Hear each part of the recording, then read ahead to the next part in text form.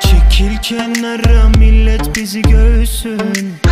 Duraklamak yok artık, o ayağını denk alsın.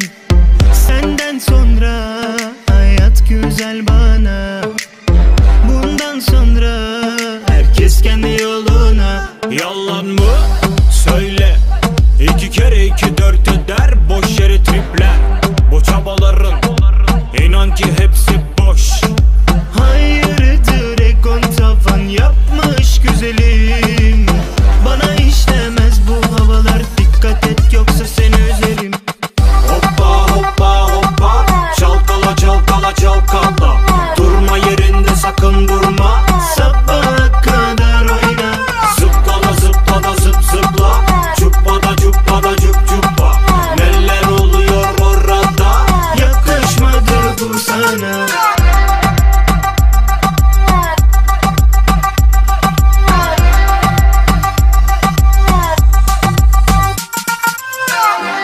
Çekil kenara, millet bizi görsün. Duraklamak yok artık, o ayağını denk alsın. Senden sonra hayat güzel bana. Bundan sonra herkes kendi yoluna. Yalan mı? Söyle. 2 kere 2 4 eder. Boş yere tripler. Bu çabaların inan ki hepsi boş. Hayırdır, egon tavan yapmış güzelim. Bana işlemez bu havalar, dikkat et yoksa seni üzerim.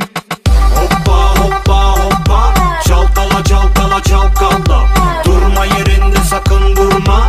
Sabaha kadar oyna. Zıplala zıplala zıp zıpla. Cuppada cuppada cup cuppa. Neler oluyor orada?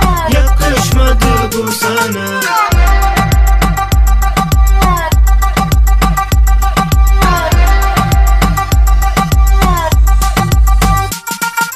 Kalbime bir yön versen. Kızım, arıza mısın sen? Terk ettin o yürek, sever mi seni yine? Yalan mı? Evet yalan, ağzından çıkan hepsi yalan.